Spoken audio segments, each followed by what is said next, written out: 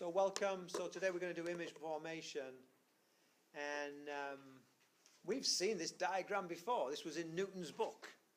This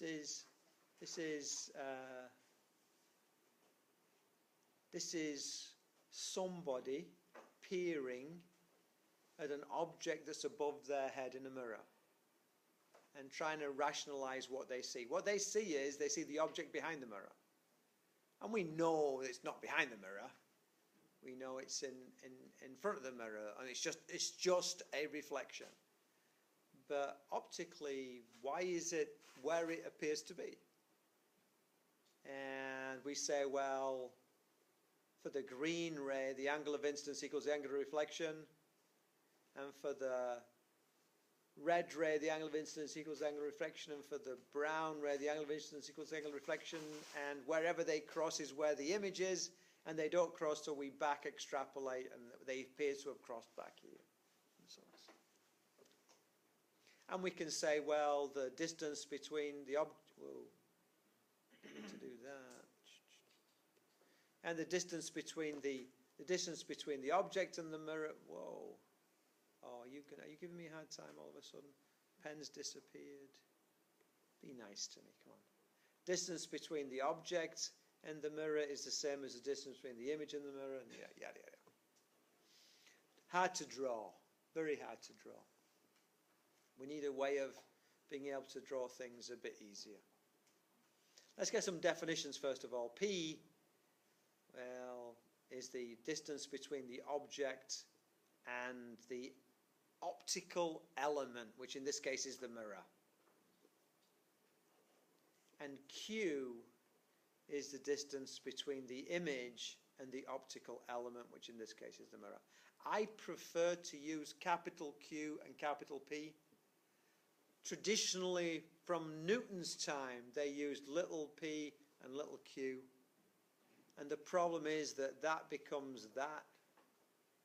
And then I, for one, cannot tell you if that's a Q or a P, because I'm just slightly dyslexic. It's not a big deal. I have troubles, of course, with B's and D's when they're by themselves. That's why on my multiple choice tests, I always have A, B, C, D. I don't use the lowercase. And I think they should not be available on a test sheet. I think it's just so unfair if you have, because some people are just slightly dyslexic. There's that old saying about watching your P's and your Q's. And that comes from printing, where to pick the type to make the copy on the page, all the letters are backwards because it's printed on and you're looking at. It's like holding up a transparency the wrong way. And people would get P's and Q's mixed up, so they'd print the entire newspaper and all the P's would be Q's and all the Q's would be P's because they're going backwards. That's exactly where that comes from, watching your P's and Q's. So I think it's just terrible that to this day we have lowercase p and lowercase q, so I just stopped doing it. I just use uppercase P and uppercase Q. H, well, H is the size. So H would be the size of the image and the size of the object. H and H dash. H dash is the size of the image. H is the size of the object, and so on. The problem with this whole thing is it's hard to draw. So we stylize it. So the first thing we draw is an optical axis. It's nothing special, it's just like the tabletop, if you like. And then we put our object on the optical axis, not straddling it.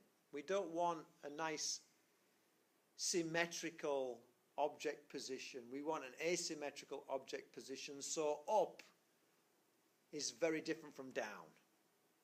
It's not just the things flipped, it's in a different part of the diagram. I can know where my image is if I know where the top is and I know where the bottom is.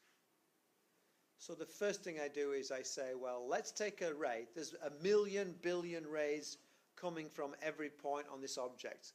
But I'm going to pick only the 3 or 4 that I'm interested in. Let's take that ray on the bottom, which travels parallel to the optical axis, which is, by definition, perpendicular to the optical element, which in this case is a mirror? Well, angle of incidence equals angle of reflection. It bounces back on itself. And there's the bottom of my image, somewhere on this line.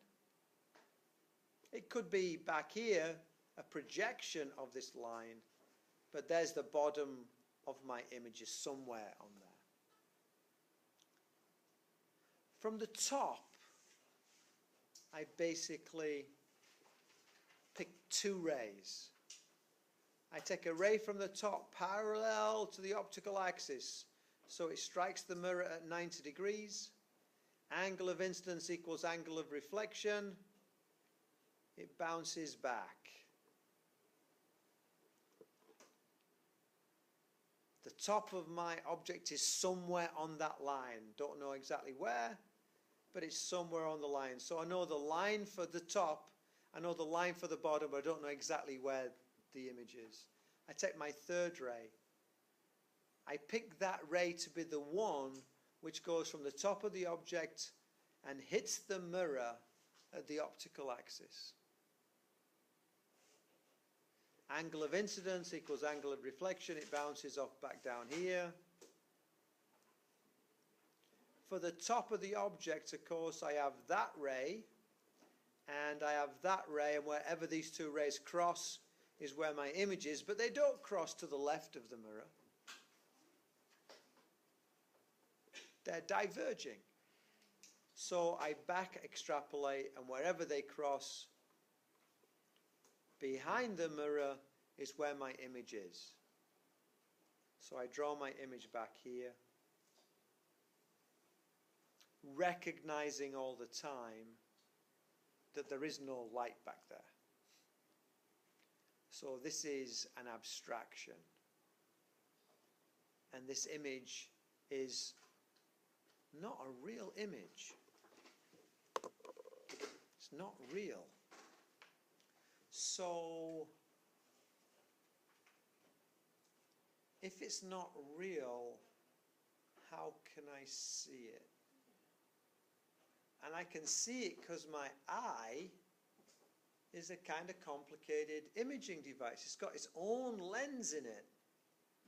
And it can focus in front of the mirror and behind the mirror, depending on how I choose to focus. And so using this complicated imaging system, I can look at a virtual image that's behind the mirror. If I didn't have this complicated imaging system, if I just had a piece of paper, they say your retina is like a piece of film. Yeah? If I just had a piece of film, I couldn't form this image. It's the lens in my eye that enables me to see this image. So from my perception's point of view, it's another image. It's no big deal. From an image formation point of view, it is distinct from a real image, and so we call it a virtual image. So for a flat mirror, we find that P, the image distance, is equal to Q, because these two are the same. We find that H, the image height, the object height, is equal to the image height. We know that the image is virtual, not real. We can see that for it's the same way up as our object. So an upright object gives an upright image.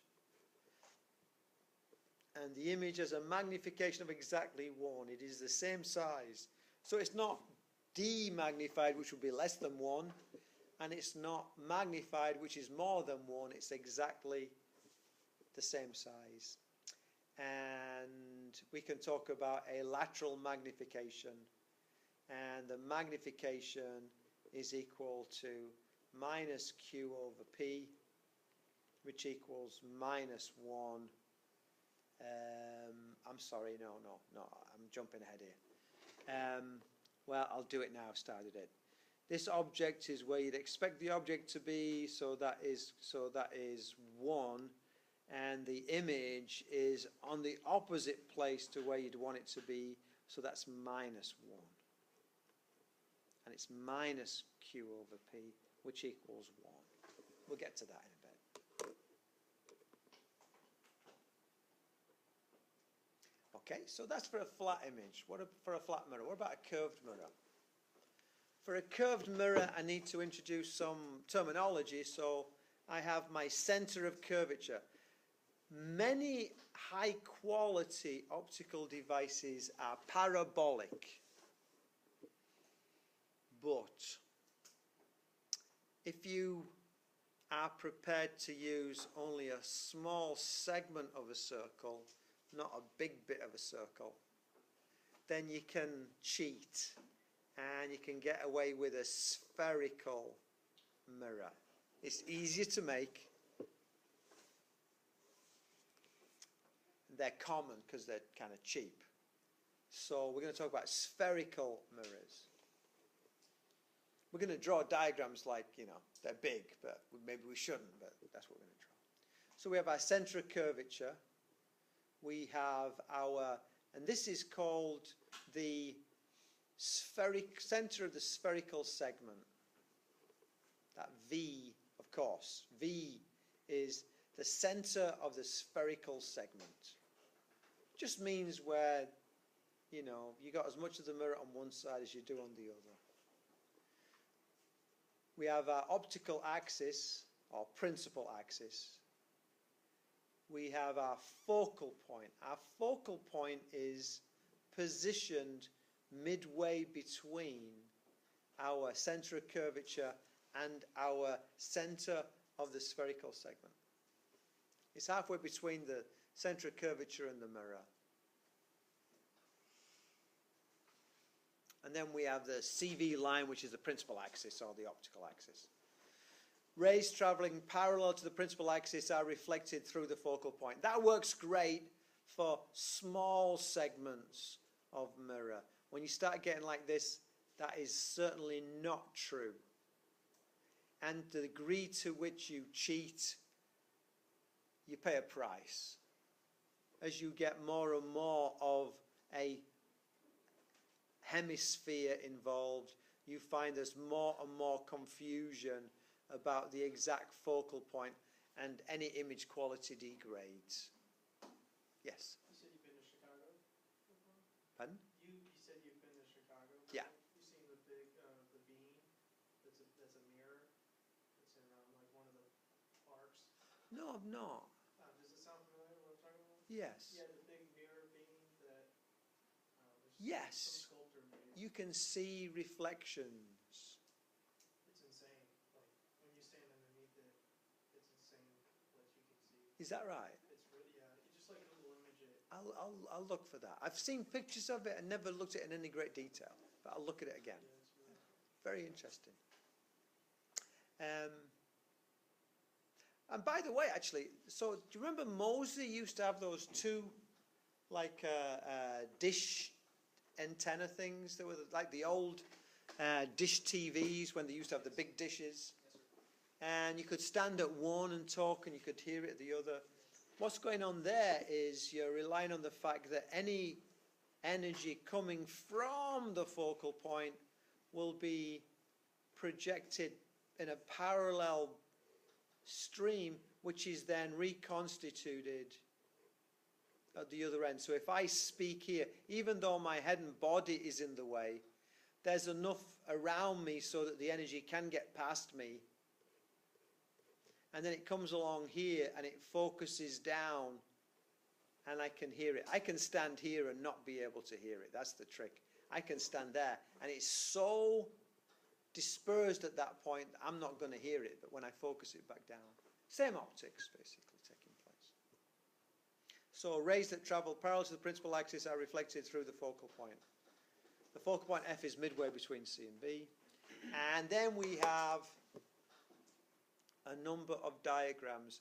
And I think what I'm going to do is I'm going to draw these diagrams out for you one at a time.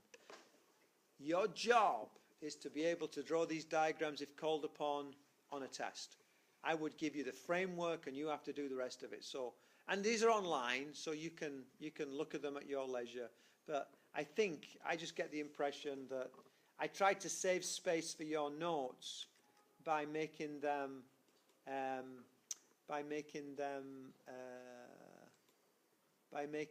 more what's the word I'm looking for? Smaller? Yeah, smaller, so you can compare them. And I think it was actually, if anything, a mistake. So I'm going to go here. I'm going to go slideshow from now. So let's do the first one. So the first one is, so there's my principal axis.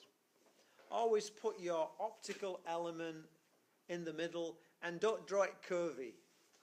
So draw a plane like that. Now this is going to be a concave mirror. That means when you look at the inside of it, it's shiny.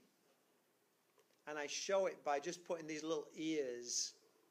The little dashed line stands for paint, like on the back of the mirror, and it's shiny on the other side. So this is shiny on the left-hand side and not shiny on the right.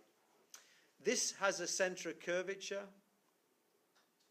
which means it has a focal length, focal point, if you like. The focal length is from the mirror to the focal point, and F is the focal point. I have three possible places to put my object.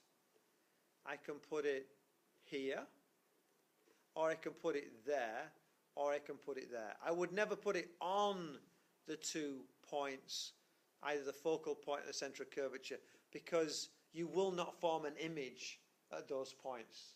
You just can't form an image. They'll be light, but it'll be really messed up.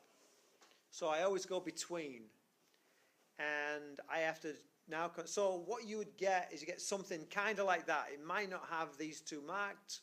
It wouldn't have them marked to C and F, that's for sure. There might be two little dashes there.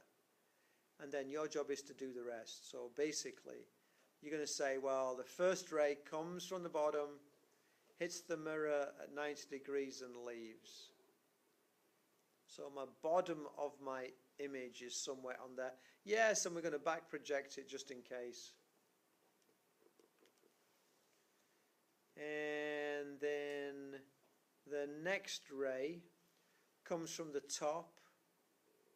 It goes parallel to the optical axis, and I know that any ray that's parallel to the optical axis is reflected through the focal length. And again, let's just back project that just for the sake of it.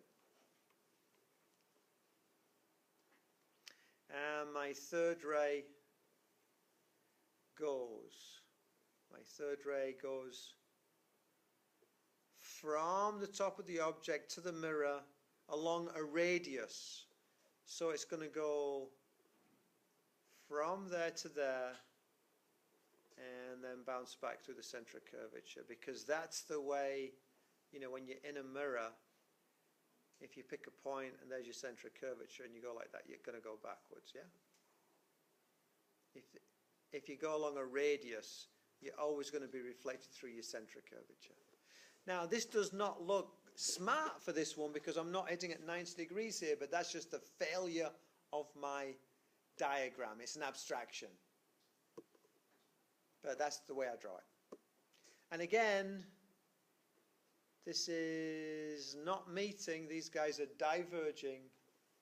So, and wherever they cross,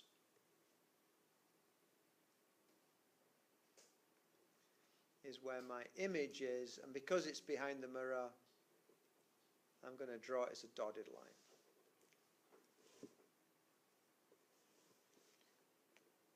So let's use our ways of talking about this. Is this image, is it virtual, meaning the light rays don't actually cross there, the projection of the light rays crosses there, meaning you can't put a piece of paper there and form the image, you need an eye to look and see the image. Is it virtual, is it real? Real meaning the light rays do actually cross there, and I could put a piece of paper there and see the image. So is this virtual or real? There's my image. So it's virtual. Let's put in real just so we get used to writing it, and that's no. It's virtual.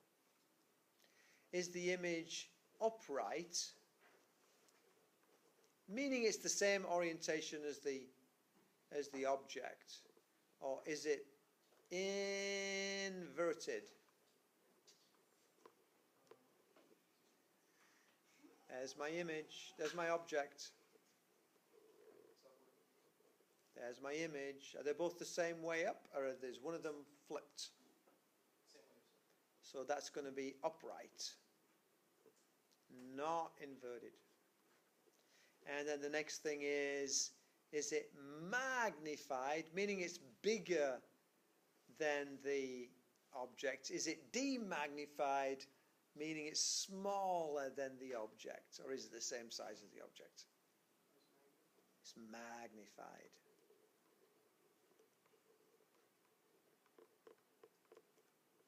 And it's not demagnified. That's the skill, basically. That's the skill. You could do measurements off of this. Let's go to the next one.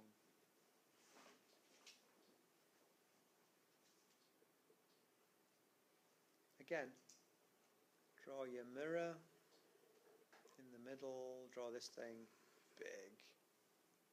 Put the little paint on the back so you can see, oh yeah, it's a concave mirror. There's my center of curvature, there's my focal point.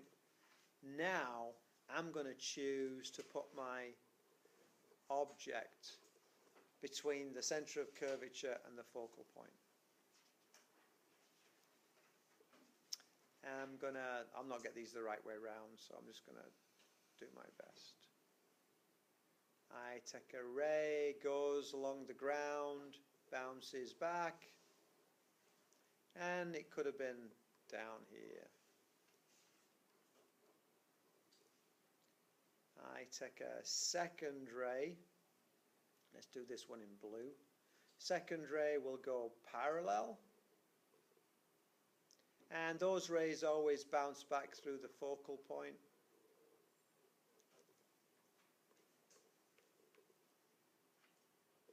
I take a third ray. My third ray is a green. This is going to go through the center of curvature.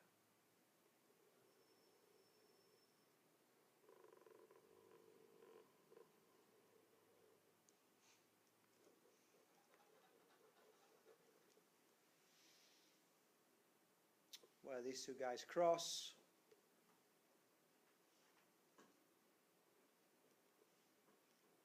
There is my image. Wherever they cross.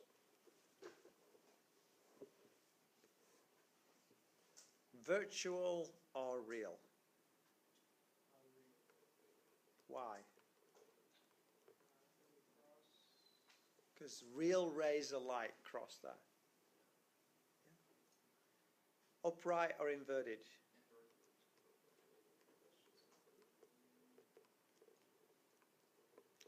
And magnified or demagnified?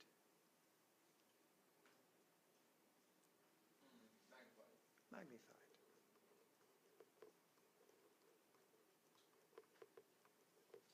Yep.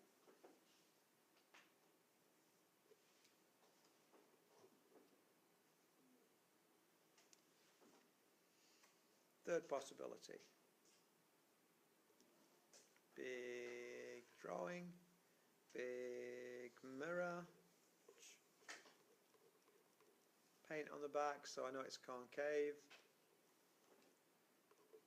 F, C. There's my object, beyond C.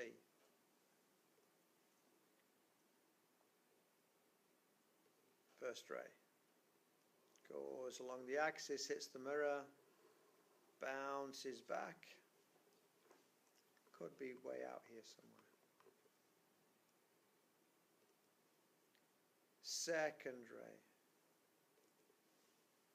Goes along the axis, bounces back through the focal point. Third ray. Goes through my my centre of curvature, hits the mirror, bounces back,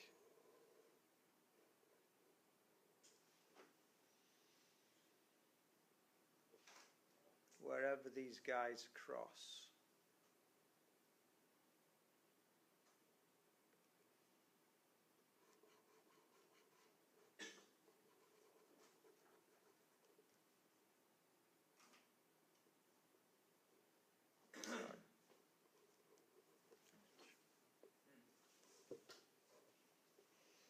Virtual or real?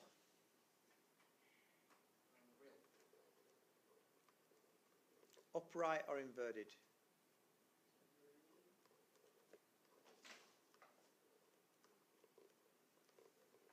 Magnified or demagnified? I say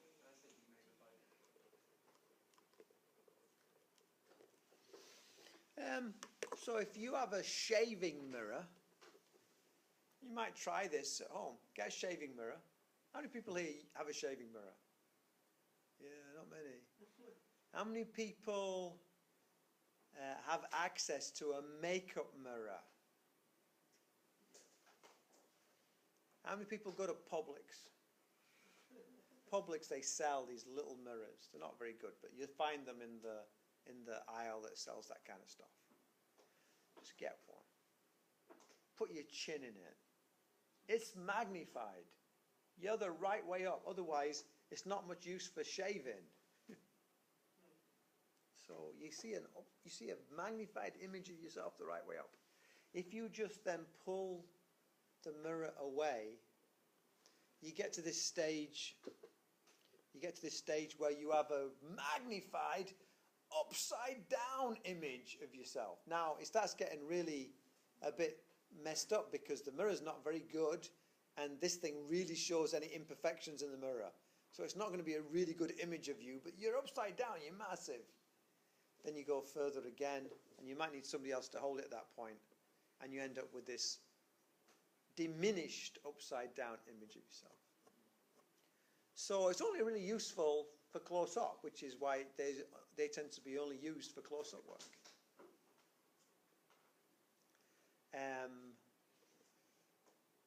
Yeah, I've got to do two more.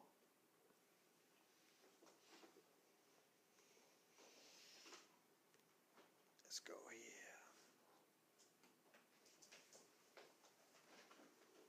Optical axis, mirror in the middle. This is a convex mirror. So put the pane, notice how the ears are going the wrong way. It's kind of like, it's like going away from you. And I just draw a flat bit at the front. Rather than drawing that, I do that, just because it kind of makes it work out a bit better. Now, my centre of curvature is behind, and my focal point is behind. But I need to centre of curvature.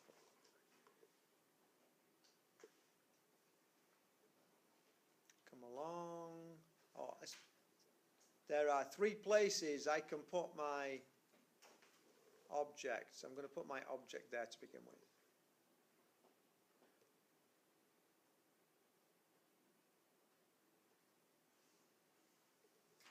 First ray goes along the bottom, hits the mirror, comes back.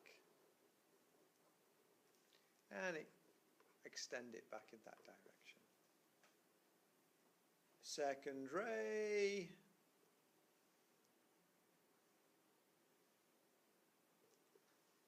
Goes parallel to the optical axis. And is not reflected through your focal length, but is reflected away from, because that's the nature of convex mirrors. Yeah, it's curving like that, so it's going to be reflected away from.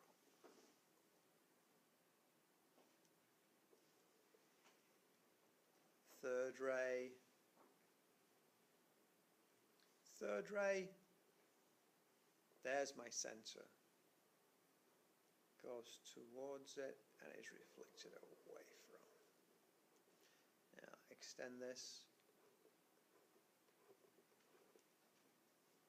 So this is a bit weird. They're not reflected to, they're reflected from these distances.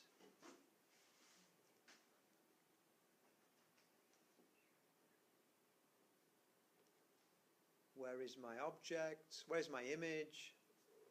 There. Oops. Not quite right.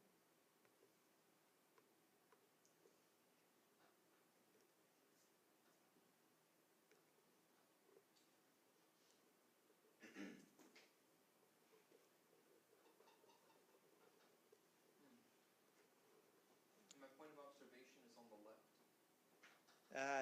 You're not observing this. You're just drawing the pattern. It's like you're looking from the side and let this thing do what it needs to do.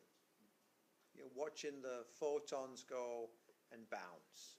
You're watching the photons go and bounce.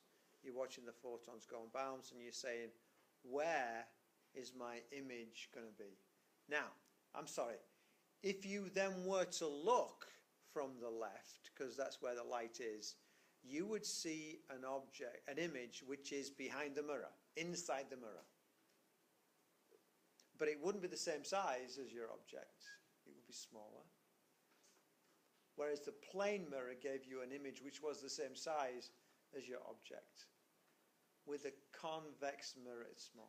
I understand. So is this virtual or is it real?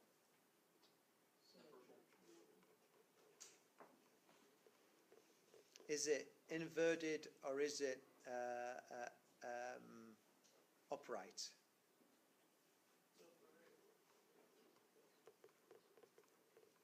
Is it magnified or is it demagnified? Demagnified. It's basically like a security mirror. That's exactly what it is. Yes, that's exactly what it is. Just got to check on my timer. Good. Okay.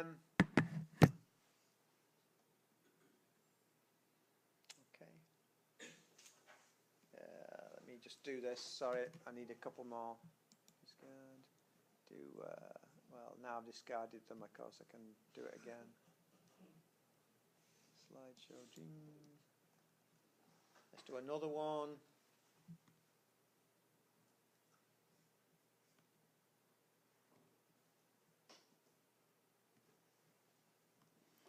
Middle mirror.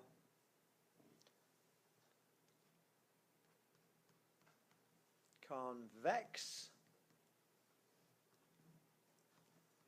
Focal point, center of curvature. The equivalence out here. I'm going to be in between these two. There's my object. Come along. Change the color. Let's go to purple. Goes along, hits the mirror, bounces back again. Could be way back here somewhere.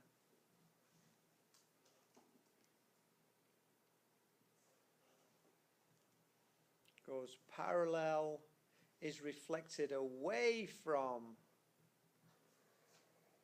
my focal point.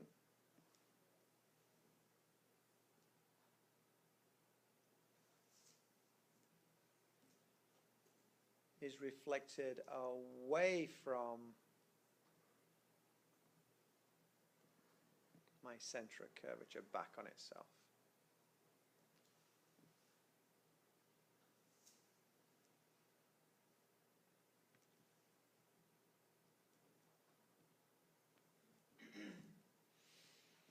Image. Can you see virtual, upright, demag? How are you getting the demag and magnified? That's less tall than that is. Okay. If the image is smaller than the object, it's demagnified. If the image is bigger, it's magnified. That's as simple as that. And can you see how the third one will be the same? Because those security mirrors, the rear view mirrors, you never get the image flipping, it's never magnified, it's always upright, it's always demagnified. It's always virtual, but because your eye can deal with virtual images, you don't worry about that. Which is nice. You can put them in the car, and if a car's 5 miles away, you can still see it the right way around, but smaller than it really is. And if it's like 5 feet behind, it's still right way up, and it's smaller than it should be. So, yep, exactly.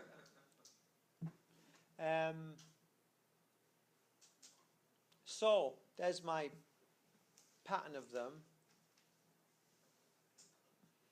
And I'm kind of showing those. I didn't bother doing all 3 on the bottom again because it's like this, pretty much of a muchness. So I could give you one of these and say, complete I could give you something like that, and that, and that, and that, and say this is a concave mirror, and your object is there, so I'd give you that much, and then say, draw me the ray diagram. And then, is it virtual, is it real, is it upside down, is it, etc. That's the skill. The other thing I can do is give you a calculation. Well, we do the same thing, but we do it mathematically. And the guiding equation is 1 over P plus 1 over Q equals 1 over F. And 1 over F is 2 over R, where R is the radius of curvature of the mirror. And then magnification equals the image distance over the image height over the object height, which is minus the image distance over the object distance. That negative sign is important. This is much more abstract, and there's sign conventions to take into account. P, image distance, object distance, is positive for, let's just take our generic case. I expect my object to be over there. When my object is in front of the image, P is positive. If I could have an object behind the mirror, it would be negative.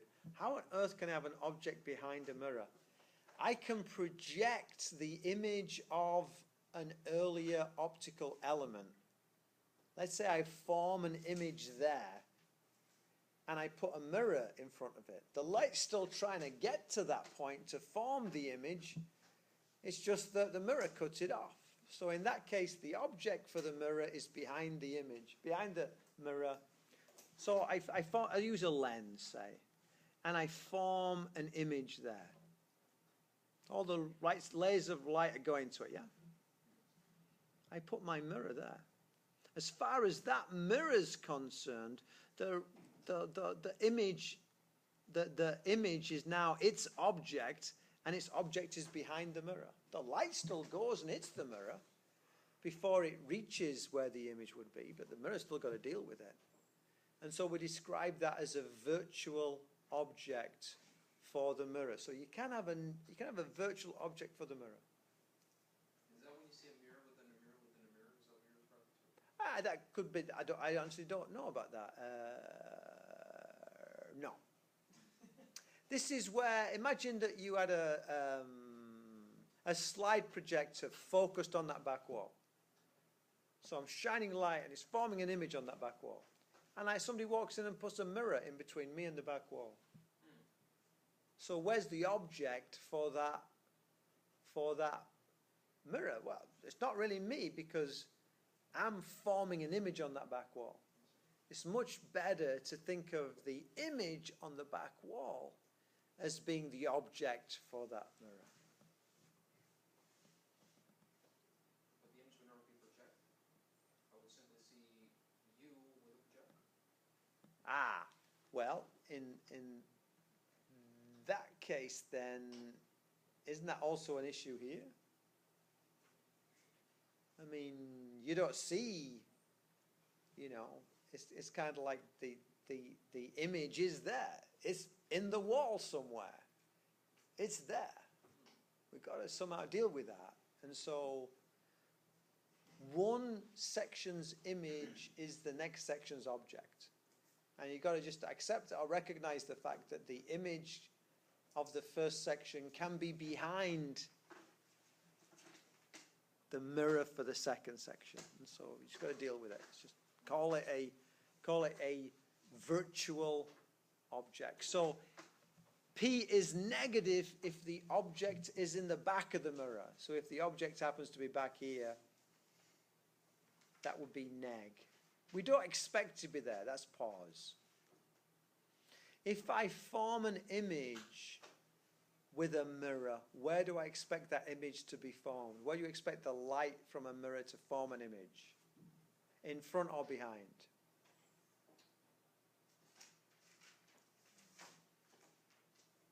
Where do you expect the light to be with a mirror? The reflected light. Which direction do you expect it to go in? Do you expect the light to bounce off it? Or do you expect the light to go through it? Yeah, it's a mirror. If the image is in front of the mirror, it's positive, it's real. That's kind of what you expect. If the image is formed behind the mirror, it's virtual. That would be negative. And then, so you got to decide. And the way I think of it is it kind of, does it kind of make sense? Is it the simplest thing? If my object is in front of the mirror, that's positive. If it's not, it's negative. If my image is in front of the mirror, that's positive. If not, it's negative. If it's concave, that's positive. Why? The focal length is positive. Why? Because I told you about that first. That's my only justification for that. Just, you got to remember that. These are positive for concave, negative for convex. So, let's do a couple of these. So let's just take an example. Let's do concave.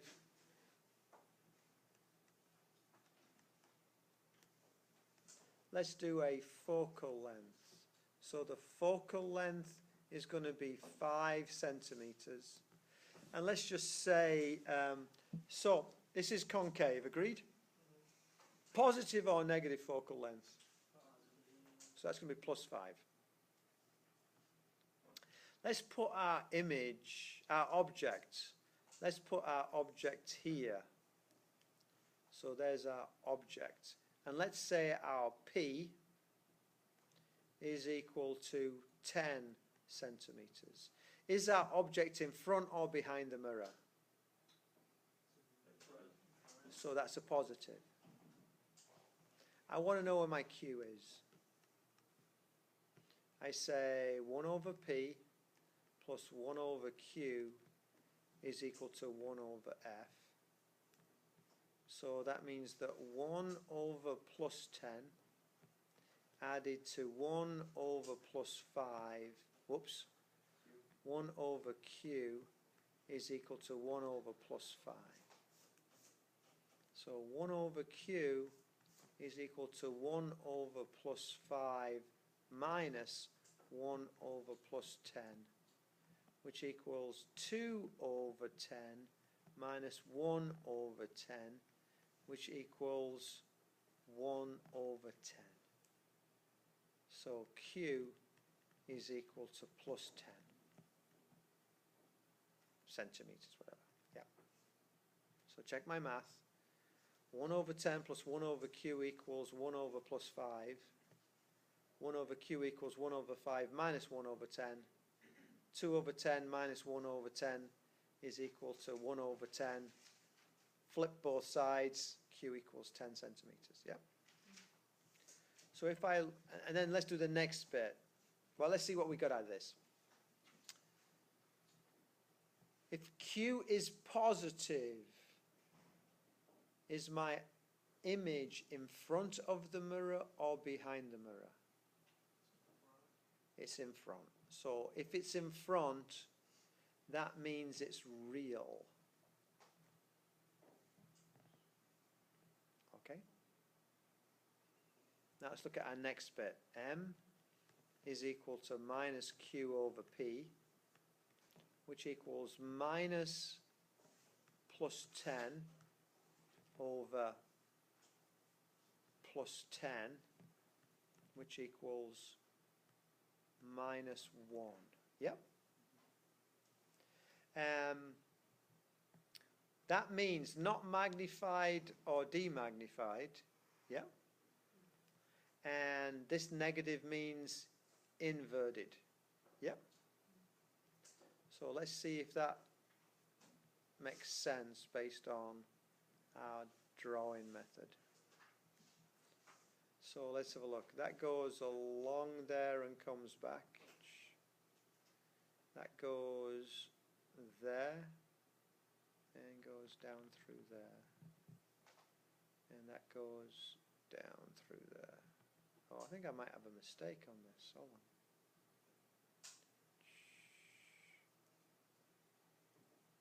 So there's my image. Let me just do that again.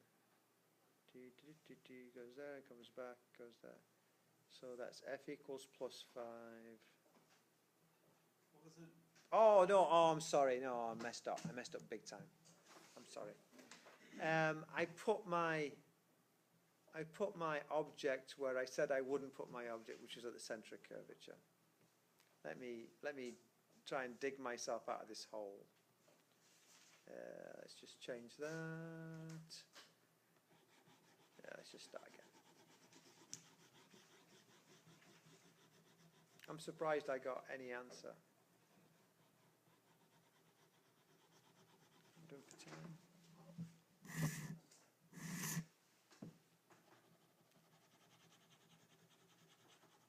It's me winging it. So now let's put this somewhere else. So we come along here. Let's make that f is. Let's make that p is not 10. Let's make it 3. Okay.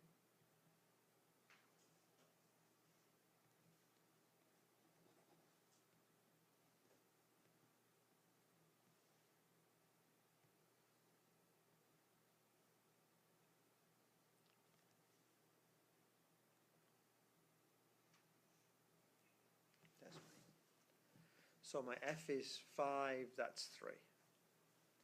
So I go 1 over p plus 1 over q is equal to 1 over f. So I go 1 over 3, and it's in front, so that's a plus 3, plus 1 over q, and it's a plus 5 because it's concave, is equal to 1, sorry, I did that again, didn't I? Is equal to 1 over plus 5. So that means that 1 over q is equal to 1 over plus 5 minus 1 over 3. So 1 over q is equal to, it's going to be 3 over 15 minus 5 over 15. So 1 over q is equal to minus 2 over 15. Let me just check that through again. So q is equal to minus 15 over 2.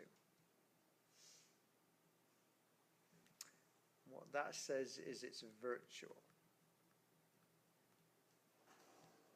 And then m is equal to minus q over p, which is minus 7.5 over p, and p is 3, so that will be plus 2.77 goes into that twice, carry 1, 2.5.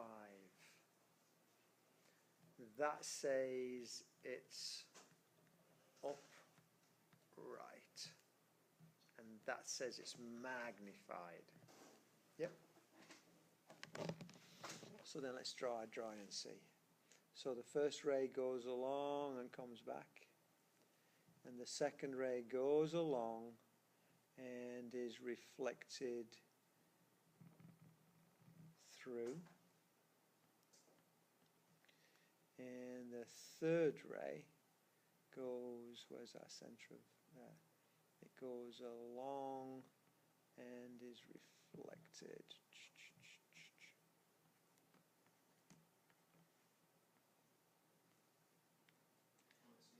So according to this, our image should be virtual, and it is.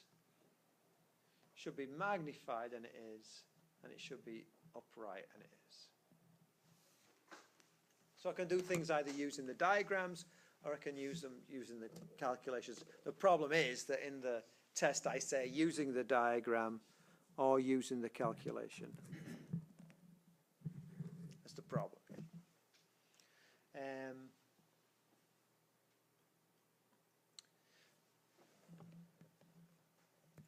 So we're going to do this thing on lenses. We have two types of lenses. We have the converging lens, which is like that, and we have the diverging lens, which is like that. And so symbolically, we draw the converging lens like that, and we draw the diverging lens like that.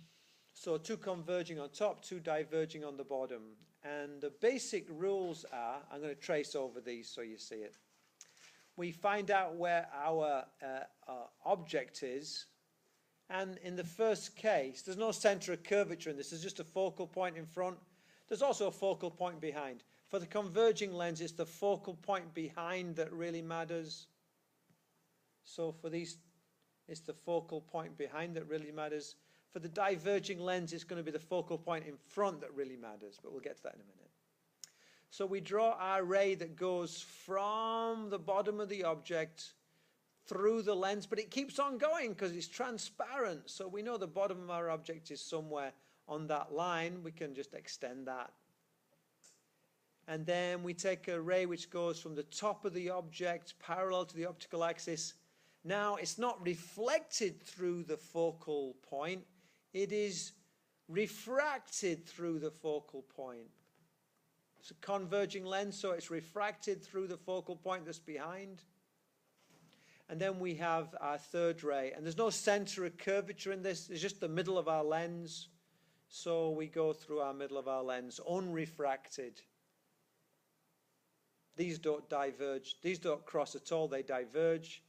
So I have to back project. Oh, here they meet. The light is not actually going through there. So here is my image. And I can see from this that it's virtual because the light doesn't actually, the rays don't go through there. So it's virtual. It's upright because it's sticking up the same way as the object is, and it's magnified because it's bigger. The only other alternative with this type of lens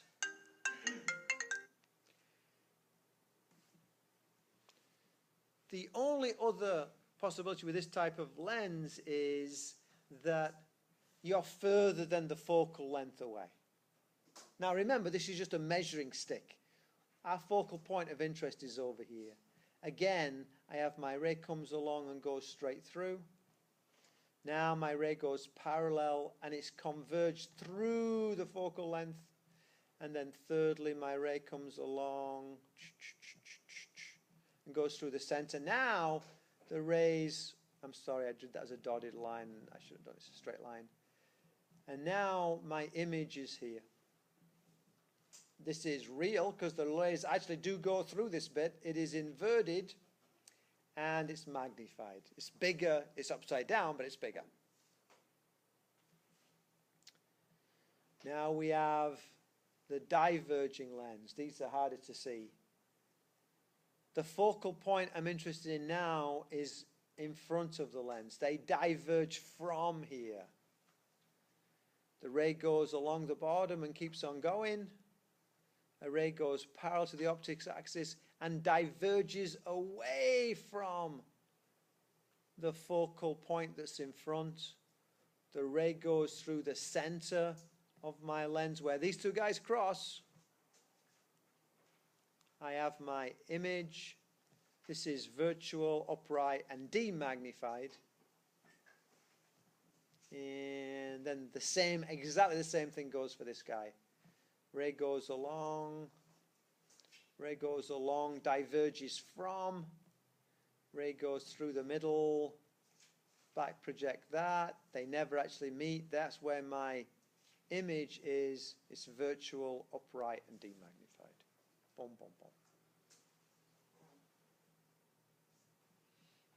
Don't worry about this lens maker's equation for the minute. Just worry about this other side. Same equations, 1 over P plus 1 over Q equals 1 over F, and M is equal to minus Q over P. Now, here's my lens. Object is positive if in front of the lens. That's where I'd expect my object to be. That makes sense.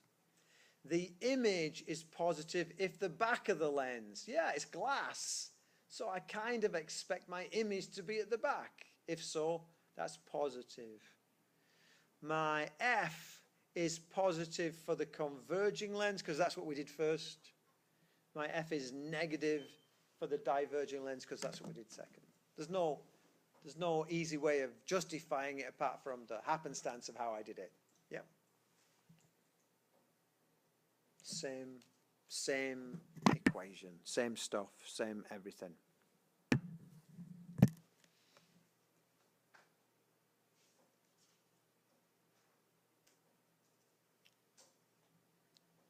This is the lens maker's equation.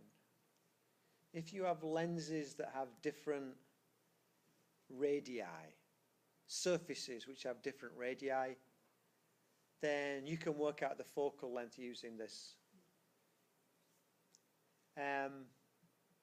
When it was an equation sheet, it was fair game.